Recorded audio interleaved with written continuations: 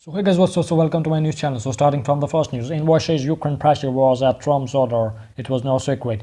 Garden Channel and the Republican turned ambassador to the European Union told the House Intelligence Committee on Wednesday that he and other advisors to U.S. President Donald Trump pressurized Ukraine to investigate Democrats because the president directed us to do so. In much anticipated testimony opening the fourth day of the public impeachment hearings, Channel said that Energy Secretary Rick Perry and Kurt Volker, the special envoy for Ukraine, were reluctant to work with Rudy Giuliani and the president's personal attorney on the pressure campaign, and agreed only at Trump's insistence.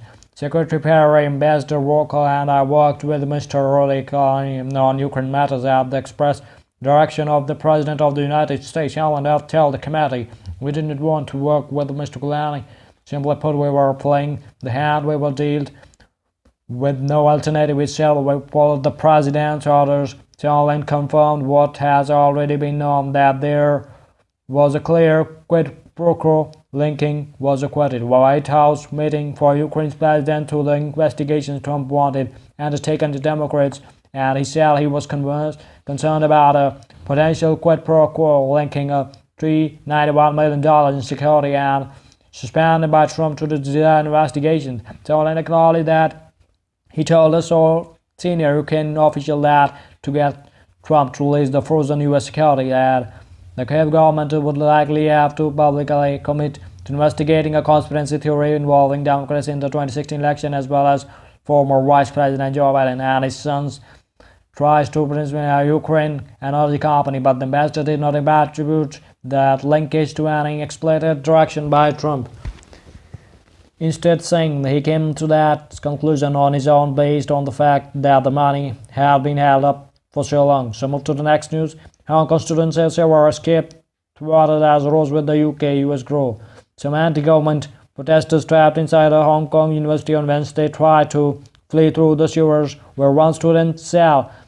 She saw snakes, but firemen prevented further escape by blocking a manhole into the system. Reuters witnesses said fewer than 100 protesters remained inside the Polytechnic University, ring-fenced 24 hours a day by road police and barricades. After more than 1,000 were arrested from late on Monday, some surrendered while others were grabbed in escape attempts that including try to climb down ropes to waiting motorbikes. Some protesters wearing waterproof boots and carrying torches resurfaced inside the campus after unsuccessfully probing the sewers, where fast rising water levels also hazard for a way out during the night. Police said 4 people were arrested for removing a manhole cover south the campus, and 2 climbing at firefighters whom the student landed onto the campus were in place to stop any further such attempts to flee, blocking the only visible entrance into the sewer system in an underground car park on the campus.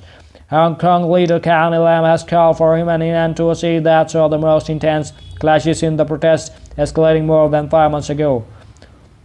British Foreign Secretary Dominic Raab condemned China's treatment of the Simon Chang, a former employee of the Britain's Hong Kong consulate, who said the secret police beat him seeking information about the protest movement. We were shocked and appalled by the mistreatment he suffered while in a Chinese detention, which amounts to torture.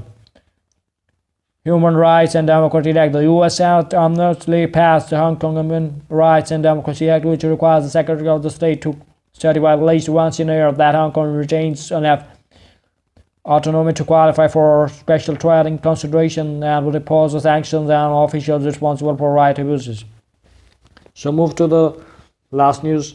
Israel likely to hold unprecedented third election in less than a year. Israeli Kingmaker politician and Victor Lieberman on Wednesday refused to endorse a candidate from Prime Minister, pushing the country toward a new election for the third time in less than a year. Lieberman's comments came ahead of the night deadline for Prime Minister Benjamin Netanyahu Albany Karatz to form a coalition. Without Lieberman, can appear unable to secure the required majority in the parliament to be Prime Minister. If lies is forced to into the third election, he will be entering in uncharted waters, with opinion polls already predicting a very similar deadlock. But a new campaign would benefit the embattled Netanyahu, is expected to be indicted on corruption charges in the coming week. Netanyahu would be the best positioned to fight any charges from the Prime Minister office. Lieberman, who heads a small secular ultra-nationalist parties triggered the September election after refusing to join the Netanyahu coalition following early elections in April. So if you like the channel, so kindly subscribe to it.